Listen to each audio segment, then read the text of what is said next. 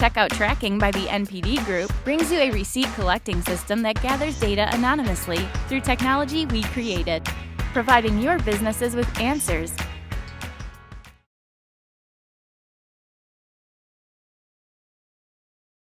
So certainly there's a lot to cover in the how, and I'm going to actually talk about what it means to get ready to sell your company and what it really means to actually go through the process.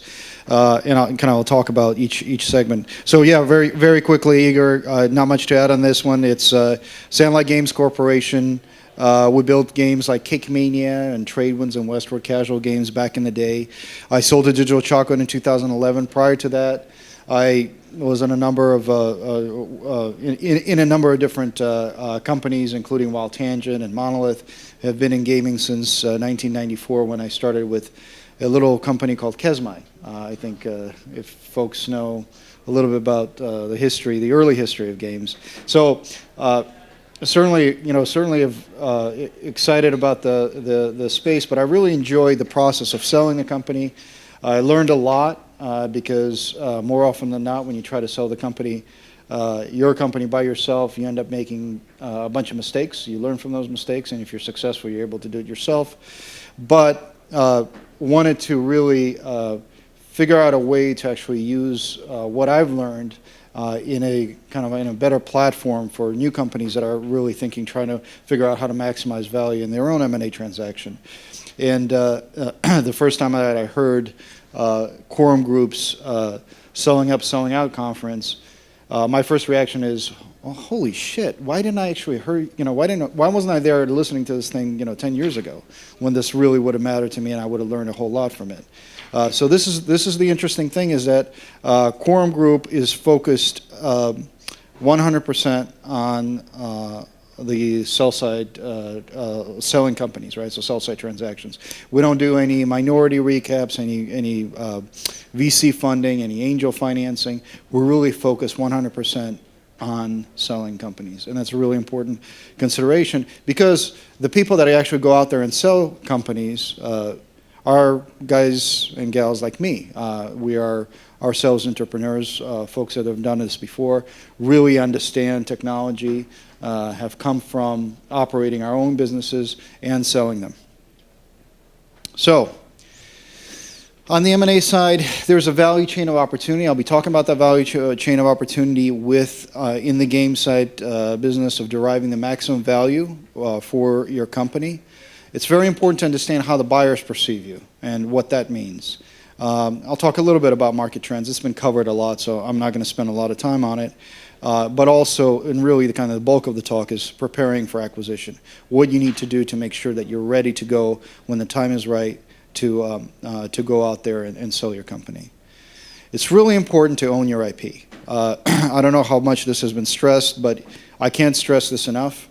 There is a very small market for your business, and the multiples on your revenue are very tiny. If you don't own your IP, you're working on other people's companies. So really focus on owning your IP, 100%, or having some sort of plan that you would at some point when you're ready to make a decision to sell. New technologies. Mobile is starting to kind of get into that downward arrow. It's really kind of the new stuff, the interesting stuff, the places where the bigger companies, bigger strategics don't have the expertise, that they're going to rely on your team to deliver that expertise for them. Really important that if you go to market, that you'll be able to present something to them that they can't do themselves. And you'll be very surprised. The big companies cannot pivot quickly enough to be able to capitalize on VR, to be able to capitalize on wearable.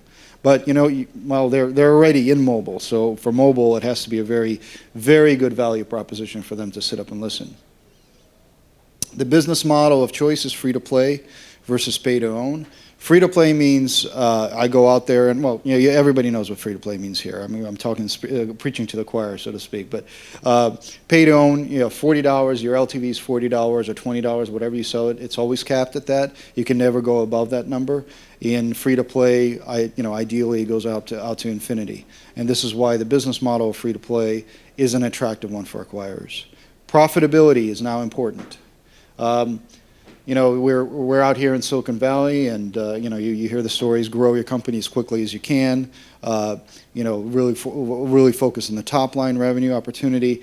When you've got nowadays, you've got companies in the gaming space that are really focused on purchasing firms that can add to their EBITDA, that can add to their profitability, and that is really a function of how the market has changed for games M&A. And also the other part is, the reason why that's the case is marketing budgets have outpaced profitability, and essentially have a lot of companies, and even public companies, have been riding the bubble of marketing spend and have been using that bubble, but the profitability had never materialized from the marketing spend. Repeatable success is really important, right? So even successful companies that go out there and say, I have one game that I launched and it's performing really, really well, so I'm going to go ahead and sell. Well, the question that you always get, well, are you going to be able to do it again? What Oliver said, I don't know if you listen to folks that actually are seeing my talk after his, is really important. He was able to trace all the successes of his company, and not just of his company, of his team, as they worked in EA and other organizations. If you can say that this is the team that has repeatable success year after year after year, product after product after product, you're going to be interesting. So in Corum, we do track the consumer application software market. We also go in and look at gaming multiples. One thing that I just thought is really important to see in this graph is that the importance of the bar graph, which is the EV over EBITDA, so the sales multiple is really the EV over EBITDA multiple, profitability is becoming much more important in the valuations of companies, and the profitability, multiple of profitability as a determinant of enterprise value is becoming a much more important factor in how companies are valued on the public markets. Of course, on the casino games, you've seen, one of the things that is important kind of to take away is the fact that, there are $1 billion deals and there are $1 million deals. And right across the board, the top of the pyramid, there's not a lot of folks on the top of the pyramid, but there's certainly a lot on the bottom of the pyramid, $8, $9, $7, $5 million acqui-hire style deals. Same thing on the recent video game enterprise valuations, including the one that we just sold Digital Extremes to Liu Technologies for enterprise value of $120 million. A little bit about, again, just kind of taking it aside about Corum. Corum is, while we have a lot of specialists that really understand industries such as video gaming and SaaS and those types of things, we have, our specialty really extends across all software and IT companies. We've sold more companies than anyone. We've sold 300 companies in the 30 years that we've been doing this. And we're really excited that the latest company that we've sold is a games company. So this is the heart of the matter. 8 stages for an optimal outcome. How do you prepare your company once you're ready to go out and sell? What does it mean? How do you actually prepare? How do you get everything ready to go that you can go to market and be successful? Preparation is important. Now, what Oliver said, it takes 50 to 75 to 90% of your time. Yes, it does. But what happens is you can actually make this run like you would a project. We're all software developers. We all know what it takes to run projects, right? To run, create a game, build a game from scratch. So we know how to kind of pace ourselves with milestones. Set your first milestone to allocate your staff resources to this process. Conduct internal due diligence. Get an attorney that understands M&A. How many of you guys know what assignment clauses are in your agreements? Okay, this is important, especially in SaaS and games and when they're software as a service steps or games as a service businesses. What happens is, or if you have a publishing agreement, say you've got a publishing agreement for your core IP that you own. However, you can't assign that publishing agreement to an acquirer. Now you've essentially created a roadblock for anyone that wants to buy you. So review your agreements. Compile a business and marketing plan. How are you going? What you're going to do, especially if you're into new markets like VR, wearables. Get your projections ready. What does that mean, right? 3-year historic and 3-year future, right? It's important. Even if you're an early stage startup, figure out how you're going to go and do it. And don't put together projections that are based on, okay, here's how the market is going, and we're going to gain 10% of that. Really build out bottom-up projections of what your business is going to look like when you actually fully execute on it. And begin collecting due diligence materials. Look at secure data rooms like SecureDocs. We use SecureDocs in the office, and we actually recommend it to our clients as well. Really important, because when you start collecting this information, this is where it may take less time if you're actually prepared, because if all that information is already collected in your secure room, okay, you've got a buyer, their LOI is signed, guess what? All that stuff is in the secure room already. All the contracts have been reviewed, all that stuff has been done. Research, and this is really important when you actually start preparing, thinking about what the buyers are going to be. And this is we're luckily at Corum buttressed by a really strong research staff, one of which is sitting right there, Aaron. Raise your hand there. Yep. Aaron's is our writer as well as our researcher. We look at not just the folks that are in your immediate vicinity, but maybe ones that you can think of, okay, well, yeah, obviously these are the companies that would buy us. But outside of your immediate vicinity, outside of your kind of circle of understanding and really widen that group.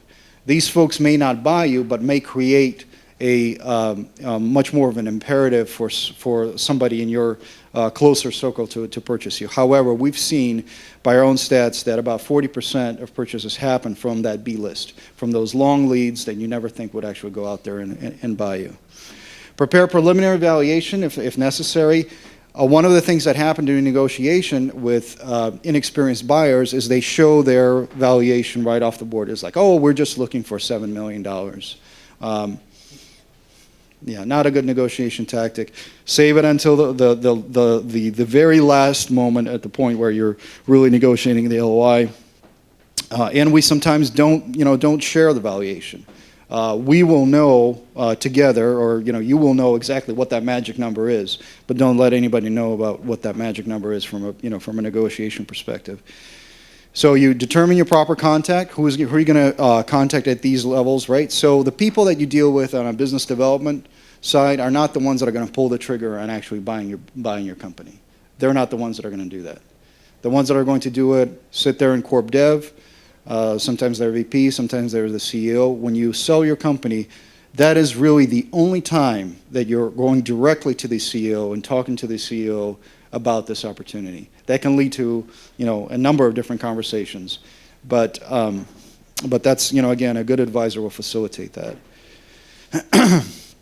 One thing that you want to do is, as you created these A and B level, figure out position statements for each buyer, right? Wait a second, this particular publisher does not have a VR play, or this particular developer or this particular media company doesn't have anything in this space.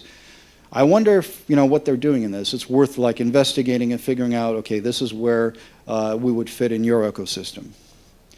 Contact. Create the introductory correspondence, and this is really important. Aaron and I agonize over the first 2 sentences of every executive summary that we send out. When I went to market, the third or the fourth time I went to market, I went out with a 50-page book that we sent out to publishers and media companies.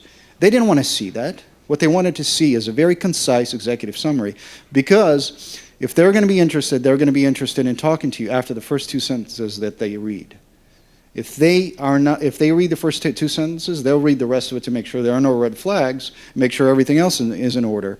But if your 2 first sentences don't capture why exactly they were going to buy your company, they're not going to finish the rest of it. right? And they do like concise communication. Establish and log all communications and all contacts. You know, we've spent about $25 million on our database. It's constantly being maintained by, you know, people move around within corp dev departments, between companies. Everything is logged, everything goes back into the database. And refine your position, right? So all of a sudden you find out, you know, the fact that we're doing something in mobile that's interesting, that's maybe platform related, is actually more interesting to this particular group of buyers than anything else that we've done. Refine it, go back, right? Go back and have those types of feedback loop to your executive summary, and then keep sending it back, maximizing. Discovery, okay, you've got 4 or 5 interested parties. They coordinate conference calls, site visits, meetings.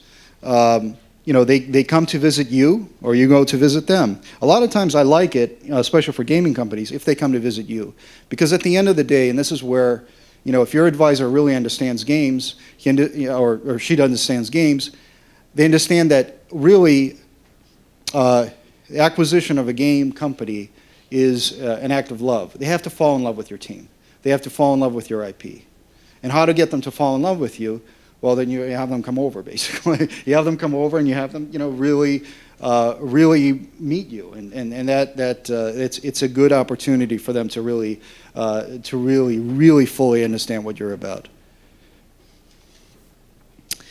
So on the negotiation side, what we like to do at Corum is we like to build a process by which we drive all of strategic buyers and sometimes financial buyers. So we work a lot with private equity firms. We drive them to show up at the same time to the dinner table with their letters of intent, their offers, right? Make sure that letter of intent, whatever one you sign, is very comprehensive. Because at the end of the day, if it's not comprehensive, there is a higher likelihood of failure, right? And a good advisor is going to be able to help you out in exactly what a letter of intent should have, to be able to be, you know, to have a higher likelihood of success. We have a 90% success as a firm, 90% success from LOI to sale, and that's really an important metric, because if you don't put everything into the LOI, even though, you know, it's really not binding, you know, there's surprises that happen, and the last thing you want to do is surprises that happen between due diligence and closing. At due diligence, you know, they verify everything, right? So, so we, you know, negotiate a single LOI. LOI is signed. That buyer goes into the data room, verifies everything, figure out, okay, I need an external opinion to come in, an external advisor to come in and help out. There's a IP ownership. Oh my God, is this a big issue, right? Oliver, correct me if I'm wrong on this, right? How many times are they going to go in and dot the I's and cross the T's whether or not you actually do own your IP or trademark, whatever? When I sold Sandlot Games, we had a sub in St. Petersburg, Russia. IPs flowing out of that, anyway, the laws from IP transfer out of Russia were a big freaking deal. And we had to make sure that that was completely buttoned up before we were able to sell the company. Definitive agreement with attachments. The attachments is usually the disclosure schedule. Again, if you saw Oliver's presentation, you saw how big that thing is. Mine was about that big, plus some documents in Russian that were notarized and apostolized and all that other stuff. But that's a really big document. Well, the reason why that document is so big, because it encompasses everything that the buyer is acquiring, right? Anything that falls outside of that document could potentially be your liability, right? And you could be on the hook to, you'll be sued for that, potentially, individually or your investors, what have you. So you want to make sure that everything is really, really buttoned down, and everything that is, that really fully encompasses your company is in that document. I'm not going to go so much into detail, because again, this is about a 20-minute version of a 3-hour presentation that we do called a Selling Up, Selling Out conference. We do about 100 of these every year, and I'm just trying to kind of hit the highlights. If you're interested, you can go to our website. You can find out more information about it. We have them in Silicon Valley. We have them all around the world. But yeah, there's a lot to chew on. Nothing good happens between due diligence and closing as far as the seller is concerned. right? So there's not going to be a situation between due diligence and closing saying, oh my God, you have such a great company, how about a couple more $1 million, right? That never happens. What usually happens is, well, we discovered that you actually don't fully own the IP in this particular, in Vietnam. So this is an important deal for us, so we're going to lower your price by 20, 30%. Or, you know what, you really didn't perform very well as a company between the time that we signed the LOI and the time that we signed this agreement, so we're going to put some of this consideration into an earnout. And while earnouts may work, they often don't. And when you're negotiating your agreement, just think about this. Earnouts are the most litigated portion of an M&A transaction. So be careful, right? A lot of the deals that we work on are cash deals. There's a tremendous amount of cash in the markets, right? Whether it's strategics to private equity firms, 1.6 trillion in cash, right? So there's cash, and it's earmarked for acquisitions. It's there, right? The way to actually position your company so that you can get those types of deals where the cash is up front and very much less is on an earnout is through a process that positions your company as a perishable asset. What that means is, if I don't buy your company, someone else is going to come around and purchase it right from under me. And if you are a M&A, if you're working in corp dev at Google or somewhere else, that's your livelihood. You're supposed to be bringing the best opportunities to them, and you're supposed to be transacting against those opportunities. So now you've created a competition. Competition as a seller is your only leverage. It is the only leverage that you have. So back to the process. Nothing good happens between due diligence and closing. If you've done your job, much like Oliver, you go out and go to Taco Bell. In my case, I went out and I had a beer by myself because everybody went home. But nothing should, it should just be like you sitting in a chair and signing a bunch of PDFs, scanning them back, and you're done. That's how it should work. If you run a good process, that's how it will work. When do you start thinking about integration? How are you going to integrate with a buyer? And I'm asking a question, like when in this whole sequence of events should you start thinking about when you should think about integration? Anyone? The very beginning, absolutely. Because your position statement to each buyer encompasses the how you're going to integrate with them, right? If you can't figure out how you're going to be a part of their business, why do you think they're going to buy you? You have to at least have some clue. And that's how you start down the path of figuring out how you're going to integrate with them. A lot of things become clearer and clearer and clearer. Successful integrations means successful earnouts, but earnouts are problematic, so stay away from them. Integration is critical. By the numbers, this is what happens in our process. 30 to 80 qualified buyer candidates. 700 to 1,000 communications, various kinds, emails, phone calls, pigeon, 10 to 30 expressions of interest. Yes, I'm interested. Can you send me an NDA? This is an interesting, potentially an interesting fit with us. I'd like to know more. That leads to 5 to 15 NDAs. Give me some more information. I'd like to see their financial statements. I'd like to find out more about their company. I'd like to meet with them in person. 3 to 8 qualified parties that come to the table saying, I want to bid on this company. I'm really serious about this. This is a great fit.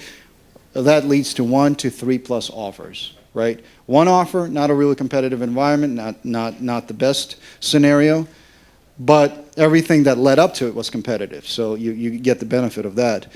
And then again, 3 plus offers, you put them on the table, you figure out which one you want to work with. A lot of times it's not financial. A lot of times you realize, listen, this is a really good fit with me. This is my team is going to really love working with this company, and you make the decision based on that. It's not just financial. Sometimes it takes weeks. These transactions with Synchro and these took 4 to 6 weeks. This is rapid type of all hands on deck type of scenarios. They hardly ever happen. In reality, it takes somewhere between that.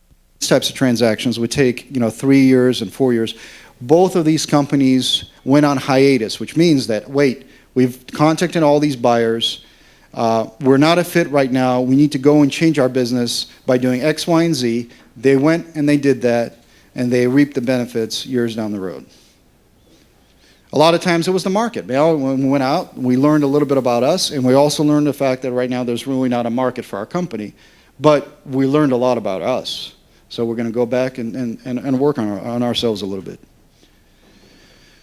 Again, another question. In a global search, what percentage of the time will other buyers be willing to overpay? Essentially pay, well, I wouldn't say overpay because that means they're going to be paying worth more than what you're worth. They're going to pay more than the first party that approached you, right? Competitive scenario. Anybody hazard a guess? 90? So yeah, that's close to 75%. Right, so it is definitely very high. Again, positioning as a perishable asset, creating a comprehensive auction process for your business delivers the highest value possible. When you deal with one buyer, that buyer knows it, right? They know it implicitly, but they may know it by the way that you're acting, by the way how eager you seem. These guys are smart. They're going to know.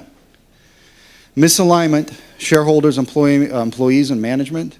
I was talking to one company, and before we started talking to the buyer, one of the guys said, "Oh, geez, we really hate FreetoPlay. We hate it. We hate it with a passion. That is fiery red," right? I said, let's just back up here, okay?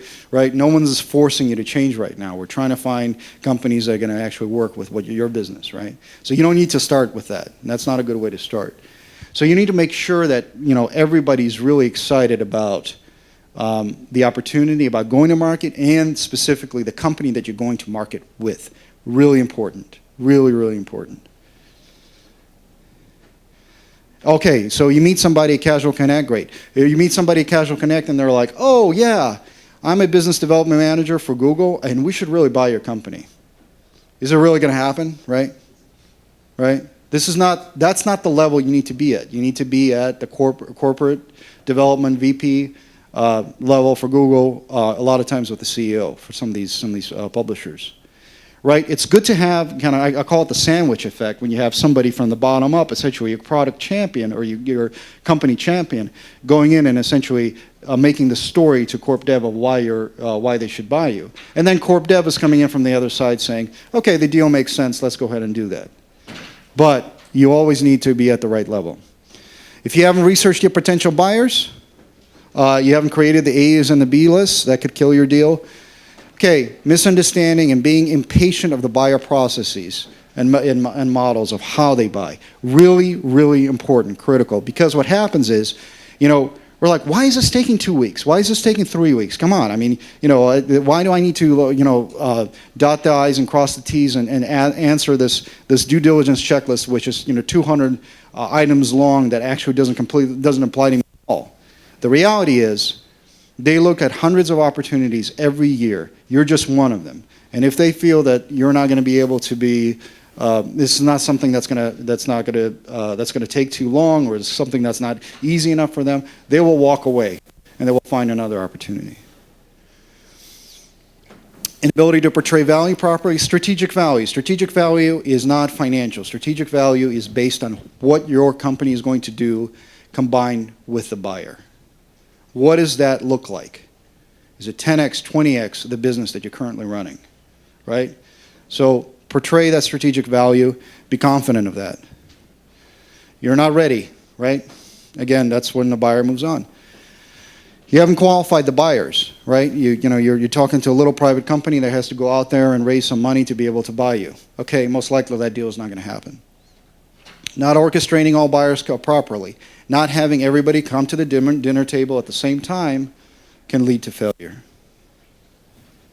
This should be number one. Ego, greed, arrogance will kill more deals than any other of this top 10. Okay, folks, I'm done. Any questions? I think we got like 3 or 4 minutes, 5 minutes. Yeah. Oh, yeah. Well, actually, yeah. Let me, because one question. Okay, here we go. Yeah. Well, let's do two. Let's do two. Sorry, I was just going to ask very quickly. What is the business model when you work with companies? How do you like? Let's say I own a video game company and I want to sell it. Then is it like? Do you guys work off transaction of the deal, or do we pay cash? Especially if we're small indie. Sure. Is it like? Sure. You seem quite professional. So. Okay. Well, the way we work is, we work the same way on small companies and big companies, right? Because strategic value means strategic value. Sometimes we sell a $20 million company for $20 million. Sometimes we sell a $2 million company for $20 million, right? So at the end of the day, we are motivated by the success fee. So there's a percentage of the success fee, plus there is a retainer, because there's quite a bit of work that needs to be done to take you to market. Yeah, and we don't collect all of that as we don't make money on retainers. We make money on the transaction, right? So the companies that we take on are ones in which we feel really strongly that we were going to be able to transact. We're going to be able to sell them.